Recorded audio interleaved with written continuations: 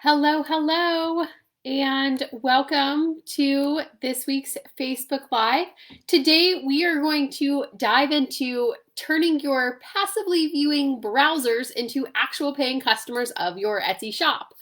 All the Etsy traffic in the world won't mean anything for your shop if no one actually makes the decision to purchase and check out. So we're going to walk through step by step some things that can be potential roadblocks for customers and make them second guess their decision to buy from you.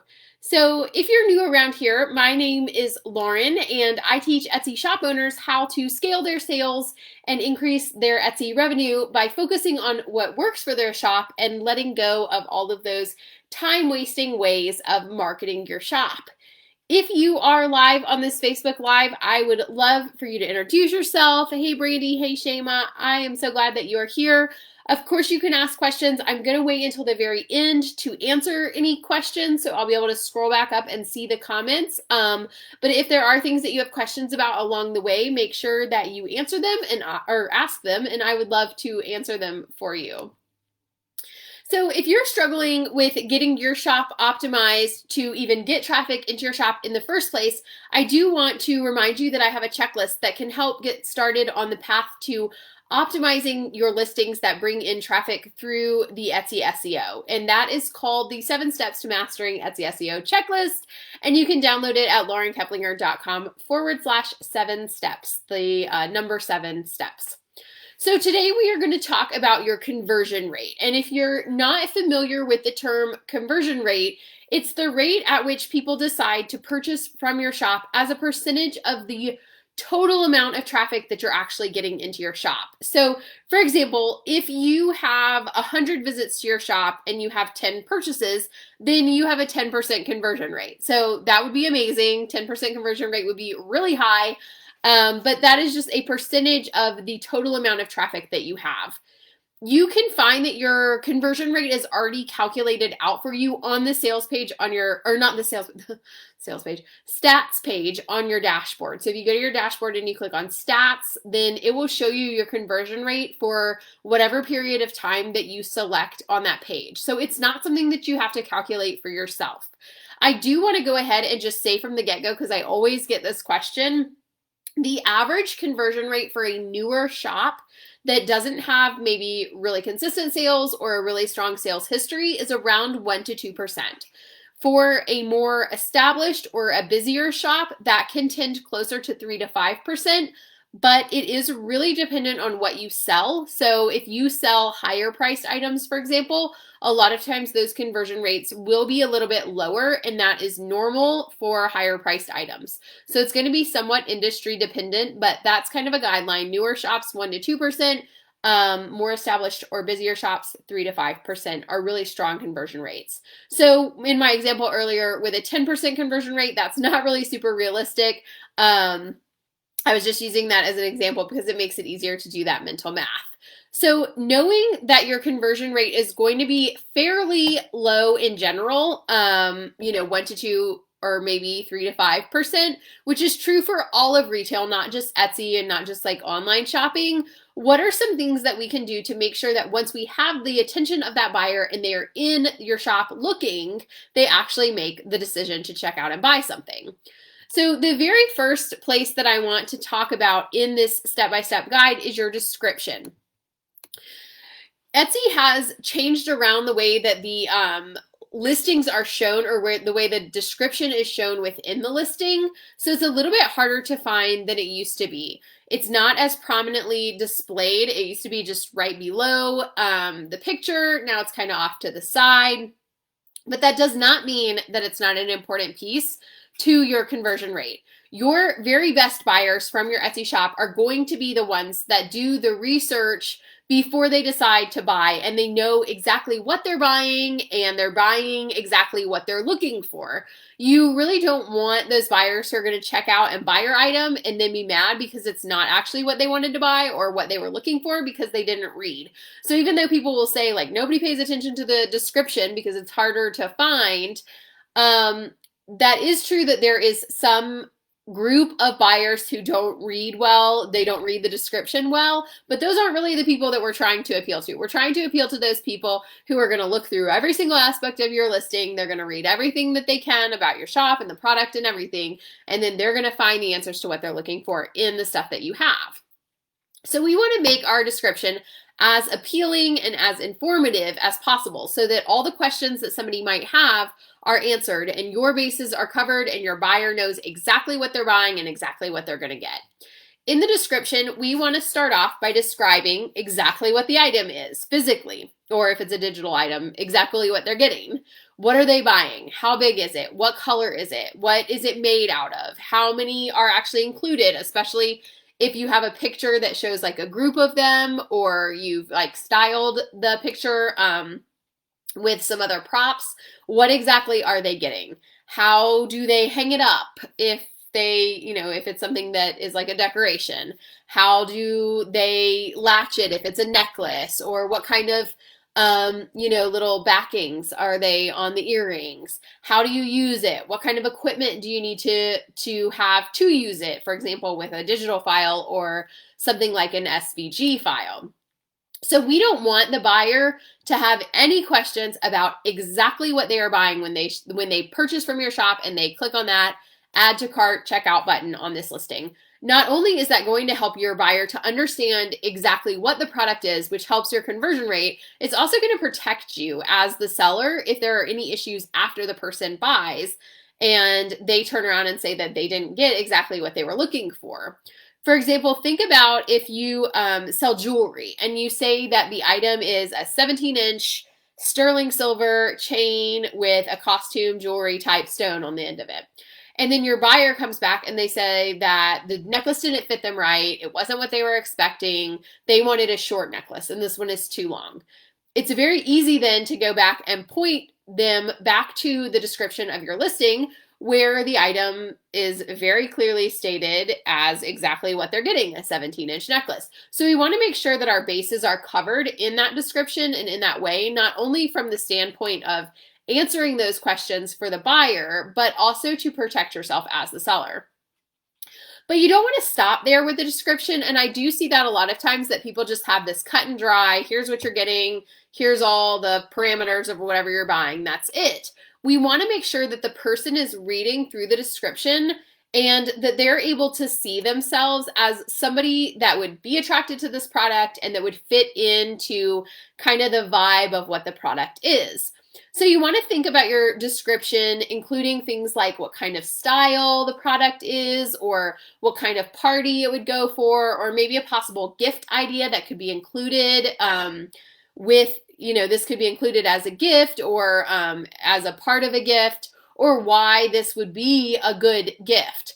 That can also include, which this would be in a different section of your shop, but offering really nice gift wrapping can help your conversion rate in the way that if you have something that is attractive to people as a possible gift idea, then showing, Etsy gives you the ability to show the product being packaged as a gift when they're upgrading to gift wrapping when they're checking out. But even if you don't do that, even if you just put a picture in the actual listing of what the product looks like when it's gift wrapped, that can really help your conversion rate because a lot of people are buying gifts on Etsy. Regardless of the industry or what kind of shop you have, there are a lot of people that shop for gifts on Etsy because they're personal, they're, just a little bit a step up from like buying something at Target or whatever.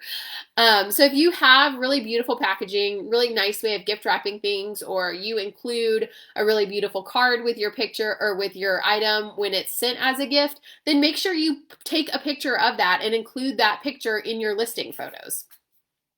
In your actual description, though, going back to that, you want to make sure that you appeal to the buyer's emotions a little bit within the description, and you don't just have that really cut and dry description information. Think about those super sappy jewelry commercials on TV, like with the kind of like almost creepy romantic music that they have, and they go on and on about how this woman is going to feel when she opens this box and you got her a ring from Jared's or whatever.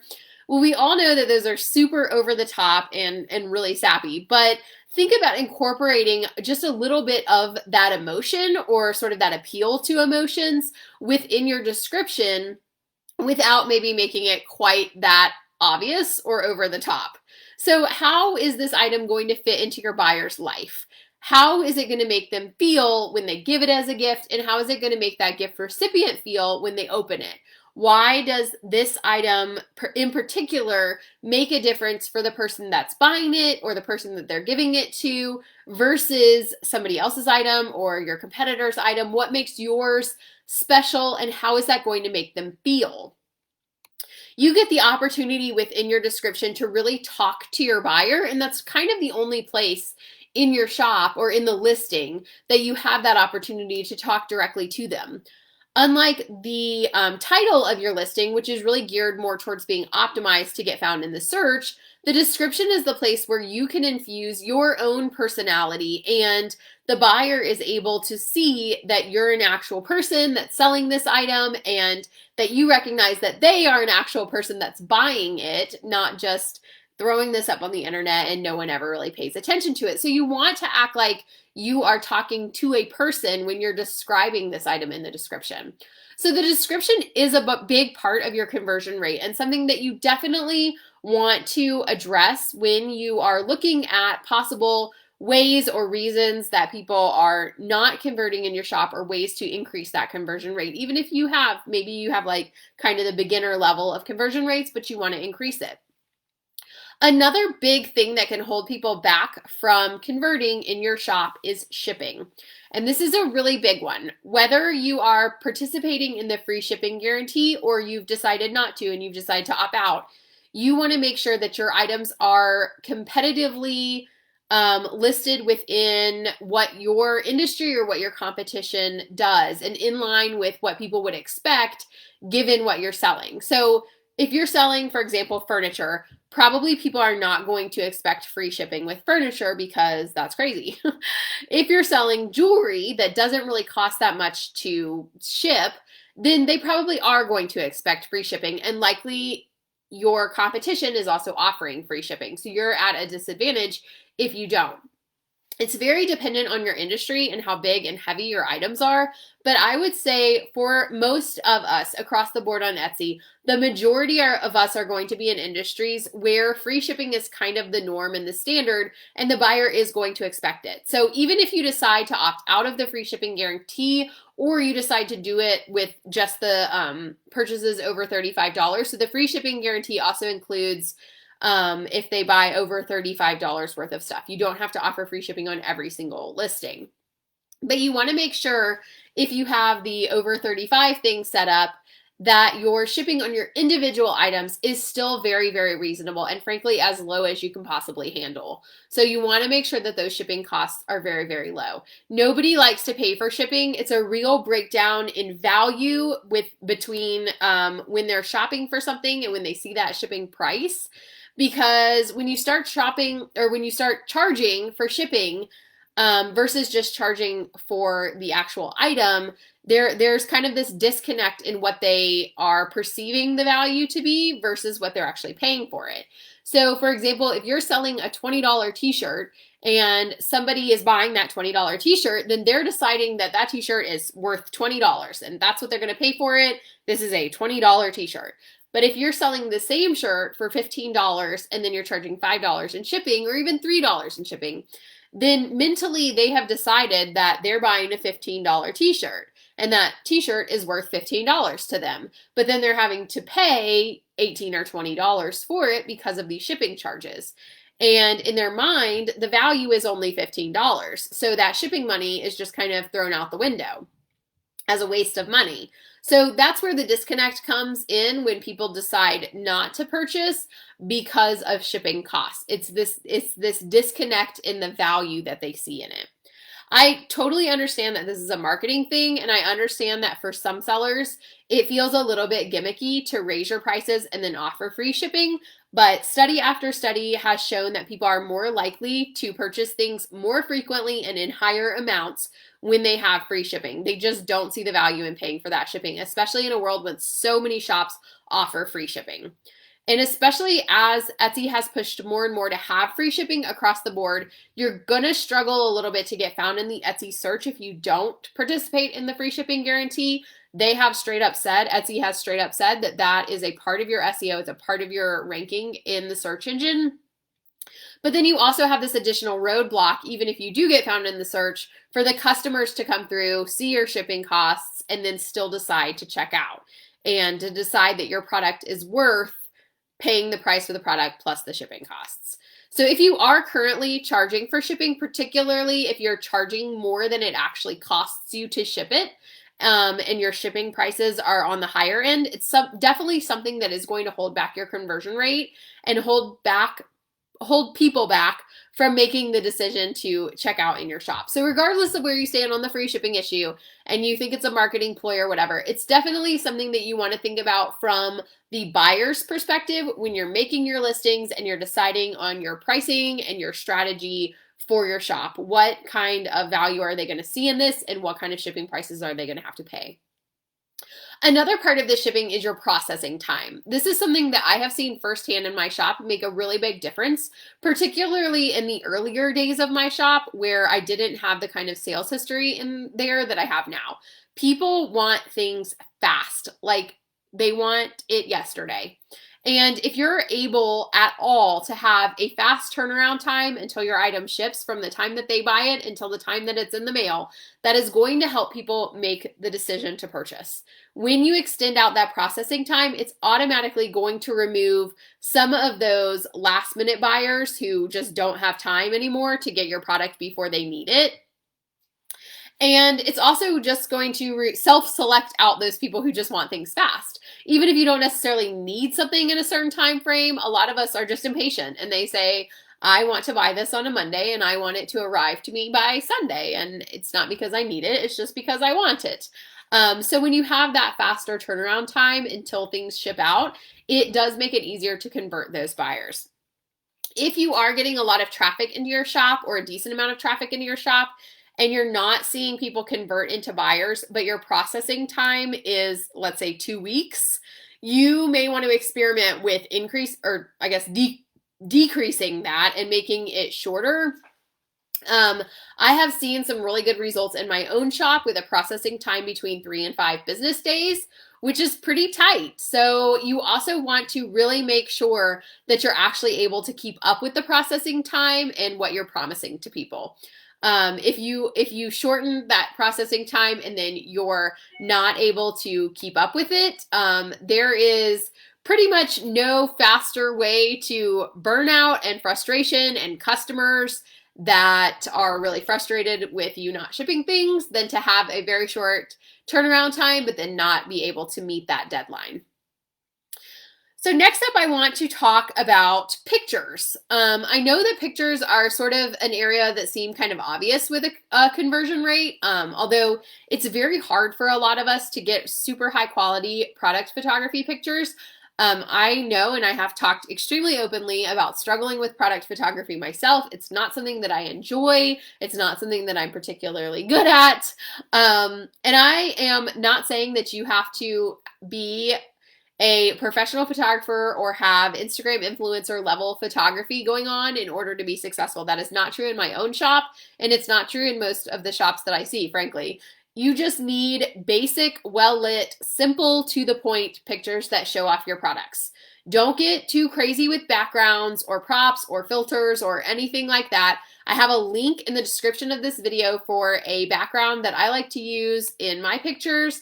That's just a backdrop from Amazon. It's very simple, clean, easy to use. Don't try to edit your pictures too much.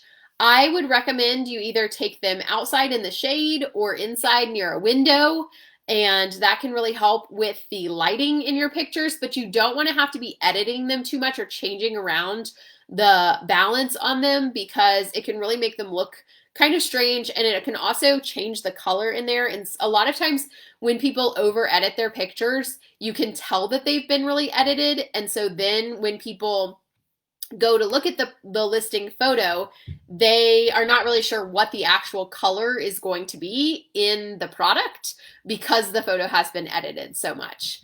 I also would recommend that you do have some sort of backdrop like I linked to, rather than an all white background. A lot, like kind of in the earlier days, people started to really push the white background thing because that's what you see in a lot of retail, like most professional retail type places like Nordstrom or Pottery Barn or whatever. They all have like a solid white background. But what I have noticed with people when they either take it on an all white background or when they, even worse, edit out the background, is that it makes the item more likely to seem mass produced on Etsy. And as Etsy has lowered their kind of standards and strictness of what can be sold on the platform, you definitely don't want to be confused as a handmade person. You don't want to be confused with having mass produced products or things that are overseas that you're just reselling on the platform. So you want to make sure that you give off a handmade artisan vibe, which is easier to do with kind of a cuter background or just a simple background, but not having something that's so like professional and white. If you are struggling with the lighting in your picture, which I know that is a lot of us, and that's a lot of the problems with pictures a lot of times is the lighting. I have a really good podcast episode where I interviewed a professional product photographer, and that link is also in the description of this video. So definitely check that one out because she has some really great tips on how to get higher quality photos just using a phone camera. No real knowledge of photography. She has very simple step-by-step for better pictures. Again, I want to stress that your pictures do not have to be professional quality. Buyers on Etsy are looking for the small business, super custom stuff that Etsy is known for. They're not expecting to have it look like it came from a Pottery Barn catalog. Just do the best you can and make sure that you're accurately showing the item, showing the details of what you're selling, and that you don't have a whole lot of stuff going on in the background. You would be amazed at the number of listings on Etsy that I have seen that have pictures that are so edited that you have no idea what the color is. They have a ton of stuff in the background. You don't even know what the person is actually selling. Or that I've also even seen listing pictures, if you can believe this, that were upside down in the actual listing. Like the very first image that showed up in the Etsy search, the actual item was upside down. If you can't even be bothered as the seller to make sure that your pictures are right side up for your listing, you're definitely not going to instill a whole lot of confidence to your buyer that is going to make them want to buy from your shop. That's just not presenting your product in the best light. It's not presenting your shop very professionally. So on that same note, let's talk policies, which I think is a really big one that's often overlooked. People think, again, that buyers don't read through the policies, and so they just check the boxes, they do the automatic policies that Etsy creates, and that's the end of the road. But I want you to spend some time here to make your shop look professional. Think about the questions that somebody might have when they are looking through your shop. So I would recommend that you do add the canned policies that Etsy has available. But in addition to those canned policies, which kind of just go through like the very, very basics, they also offer a FAQ section where you can write out any question and then the answer for that. So you want to make sure that you're utilizing that space. Think about things like sizing in your items or color or customization options. What happens if a package gets lost? What happens if somebody gives you a personalization and they've spelled the name wrong? Do you accept cancellations for your product? What kind of materials do you use? What kind of brands do you use if like you're selling something like t-shirts where people might actually be familiar with the brand so they might know the sizing? Do you accept refunds? And if you don't accept refunds on non-custom items, you may want to consider it and test it out, particularly if you're selling something like clothing that somebody needs to fit into. Not offering refunds on non-custom, I'm not talking custom items. Most people do not offer refunds on custom items, but on non-custom items, if you don't offer refunds, it can really narrow your buying pool because people want to know that they have that security that they can send the item back and get a refund. Chances are, even if you do offer refunds, the number of people who are actually going to ask for a refund and then follow through with sending the item back to get the refund is going to be pretty slim or small. So a lot of people don't want to offer refunds because they're afraid that they're going to end up with a lot of people with refunds, but I think that it's something that's worth testing out if you sell those non-custom items, because it will instill more buyer confidence in what you're doing and the opportunity to have a refund, and the chances are that you're not really going to have to offer that many refunds. And of course, you can always change that down the line. If you find that you're getting too many refund requests, or you're getting refund requests that are just too much of a pain in the butt, you can always change that later on. You want to make sure that you put yourself in the buyer's position from the moment they came across your item in the search and then click in your shop, and then they think about any questions that they may have along the way that could potentially hold them back from buying from you. The thing about selling online is that people want an easy solution. That's why they're shopping from their computer or their phone.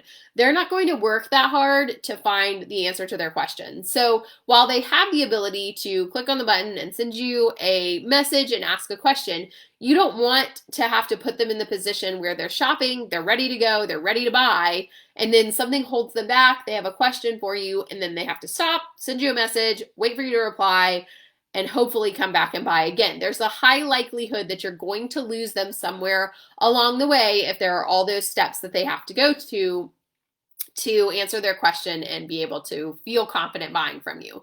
So your job as the seller is to answer any potential questions that they may have to make the buying process as easy as possible for them, so that they don't have any roadblocks that they hit along the way to purchasing and finishing the transaction. As the saying goes in the marketing world, if you confuse, you lose. There are thousands and thousands of options on Etsy, probably selling very similar things to what you sell. And I don't say that to be negative or to downplay what you're creating, but I just mean that you have to be realistic about how committed someone is going to be to purchasing your item from your shop.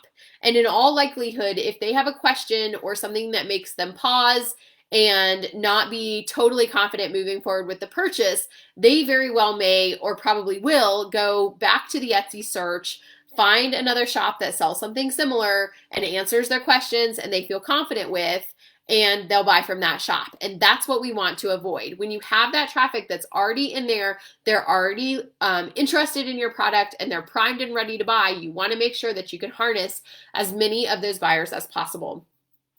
So getting that traffic into your shop is a challenge unto itself. So when you have that person in your shop looking at your listings ready to buy, you want to make sure you have the best possibility to convert them into a customer by making them feel comfortable and confident in buying from you. So I hope that this guide to getting those browsers off the fence and onto the purchase train has been helpful. I would love to continue this discussion in the Facebook group after this live video is over, where we can talk through it even more if you are wanting to do that. And if you're still struggling even getting the traffic in the door to begin with, or getting those viewers on your products to begin with, make sure you download that 7-step SEO checklist at laurenkepplinger.com/7 steps for more information about how to optimize your Etsy SEO and drive traffic to your shop.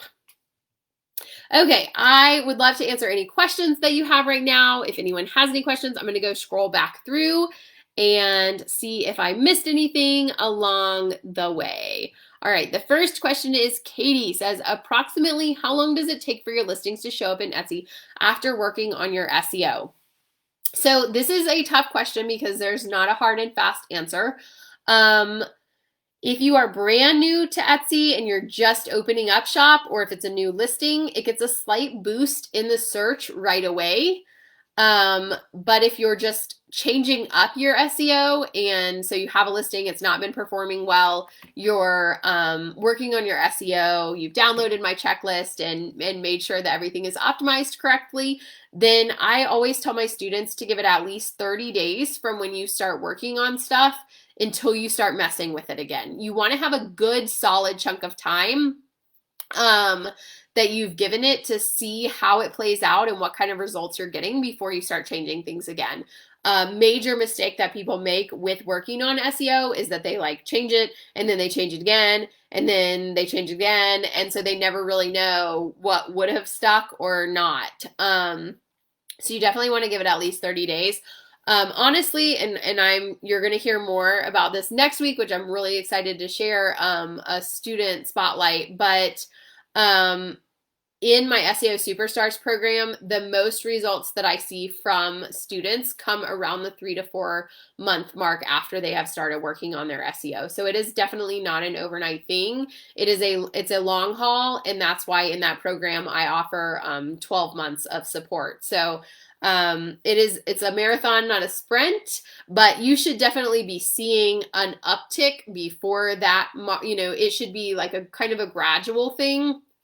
I would not say you're not going to see results before 3 to 4 months. It's just that I see it as like an exponential growth curve. Like it kind of like goes like this, and then it starts going up. I think this is backwards for you because the camera makes it backwards, but it starts to go up, and then all of a sudden it really starts to increase, and you see that really big uptick in sales, and that's more usually the 3 to 4 month mark. But along the way, you should be seeing a gradual change, and you should be able to look at those analytics and see when it compares your year over year results that your year over year is increasing. So it'll say like your visits are up 120% from this time last year or whatever. So there should definitely be an increase that you're seeing.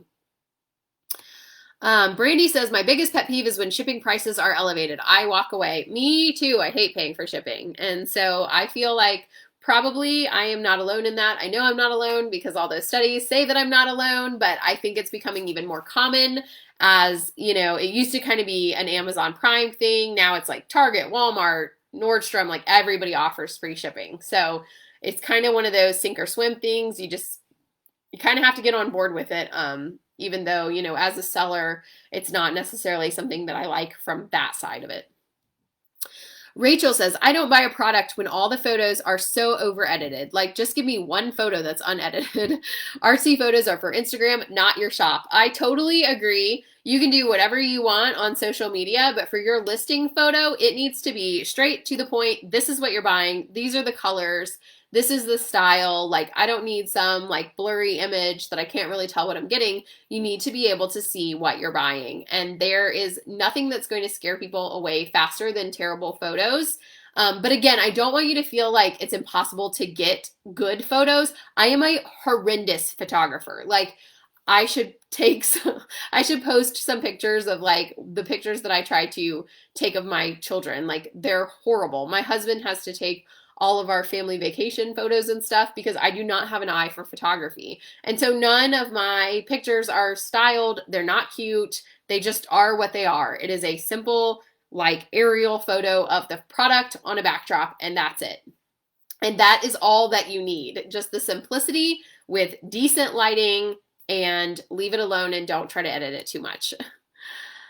Joanne says it won't let me edit the policy. Etsy has a policy that you fill out, but it won't let me add anything. Joanne, head into the Facebook group after this is over, and I will do a really quick video to show you how to do it. It's not super intuitive. You have to kind of go into your dashboard and then back out of your dashboard, but I will shoot a video for you and let you know how to do that.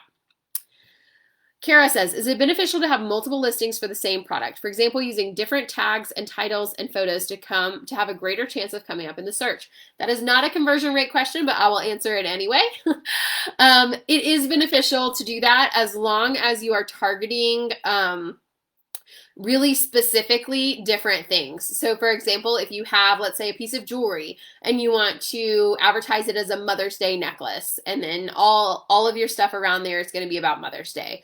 And then you also want to list it as a bridesmaid gift or whatever, then all of your stuff around that is going to be listed there. So you don't want to just have the same listing that has the same information, but as long as you can target it to kind of different niches within your same shop, and you have a really clear idea of who your dream customer is, which we go over really in depth in the SEO Superstars program. As long as you have that clear idea and you know how you're appealing to that person, then absolutely, I would say that that's a great idea. Taylor says, do you think all photos should be on a backdrop or a mix of a backdrop and solid white? I don't think it really matters. I'm not a fan of the solid white background pretty much ever. It kind of depends. If you have really colorful stuff, then the solid white might work. But I would still work to have it be a solid white that's actually in the photo. So like whether it's a piece of fabric or it's a piece of wood that you painted white or whatever, like make the white background actually be white in the picture versus just editing out the background. The really, really bad listing photos that really look mass produced are the ones that have the edited out background. So as long as you have it where it is actually part of the picture, I don't think it matters as much. I prefer like a more textured background or something with a little bit more personality, but I think that it's fine to do a mixture.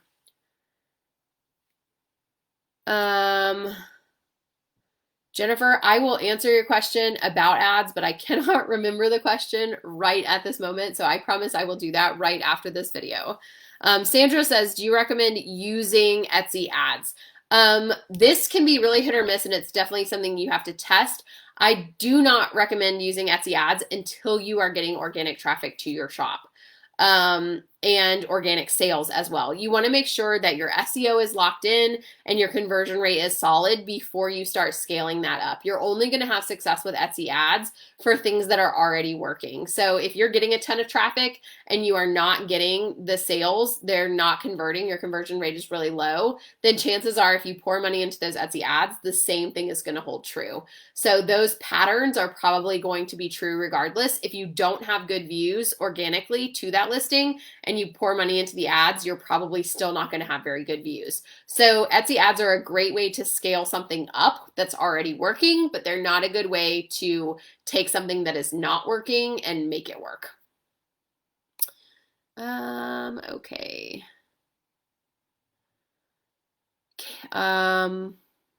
Katie says, what about shipping on items that are inexpensive, around $5 to $8, but still cost about $3.50 to ship? You really have to look at your profit margins there. You know, if it only costs you $1 to make, then it's not that big of a deal. If it costs you $3 to make, then it becomes a bigger deal. I don't think there's anything wrong with having the free shipping guarantee be on products above $35. Etsy has said that's fine. It still gives you that boost in the search. So I think that is fine, and I'm seeing that more and more frequently on Etsy, and maybe it's because I've been shopping for lower priced items lately, but I'm seeing a lot of that $35 and above shipping on there. So if you have something that's, let's say, $5 item and it costs $3.50 to ship, I personally am a big fan of splitting the difference. That's kind of always been my mentality before I moved to the free shipping model of doing it. So if it costs $3.50 to ship, then I would add in, like instead of charging $5 for it, I would add in $1.75, and then I would charge $1.75 for shipping.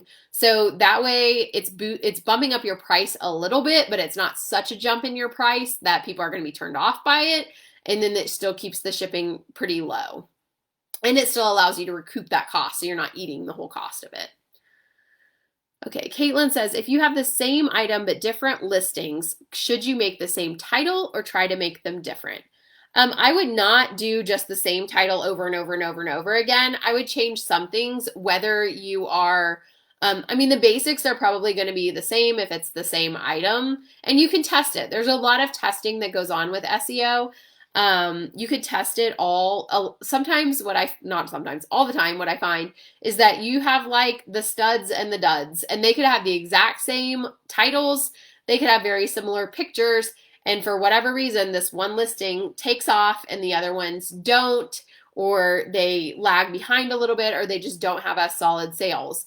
So I would test it out. You could leave some with the same title. If you're trying to target, like we talked about just a minute ago, if you're trying to target different markets, then I would definitely change up that SEO. Carol says, do you have to use all 10 photo spots? I do think that it's a good idea if you have something that needs, like, you're taking different angles. Let's say you're selling a sculpture and you can take a picture of the front and the sides and the back, and maybe with something else that shows the size and the scale and, you know, an up close with details and all that. If you're selling something that doesn't really have that much detail or doesn't really need that much explanation, I don't think that you necessarily have to use all 10 photos, but I do always think that it's a good idea to use at least maybe 5 or 6, just because I think that people are less likely to go onto a listing, look at one picture, and then want to buy. they need like a little bit of time. This is the way I think about it. They need a little bit of time looking at that listing and being able to click through before they say like, okay, this is definitely the one. So even if it's kind of the same type of picture. So if you look at my listings of like my baby quilts, there's just not that much to show with the baby quilts. So I have different colors shown, like maybe there's a picture of a white one with a pink monogram and a blue one with a white monogram and whatever. It's a very similar picture. It's just different color variations, and that takes up those, however many photos are listed in there. So I'd really encourage you to use at least 5 or 6, but don't just use the same photo over and over again. But don't stress yourself out in thinking that you have to have 10 really beautiful pictures of every single listing, because that can be kind of daunting. So there is a happy medium. People do like to click through some pictures though, so don't just have the one. All right, so that is all of the questions that I see in there. Again, if you have any other questions or you want me to kind of follow up with anything, go to Etsy Roadmap by Lauren Keplinger is the Facebook group, or you can go to laurenkeplinger.com/Facebook and it will forward you there. I would love to answer any questions and continue that discussion there. If you are having trouble driving that organic traffic to your shop, make sure you do download that SEO checklist at laurenkeplinger.com/7 steps. And I will see you guys later. Thank you so much for joining me live and for all the great questions. Bye for now.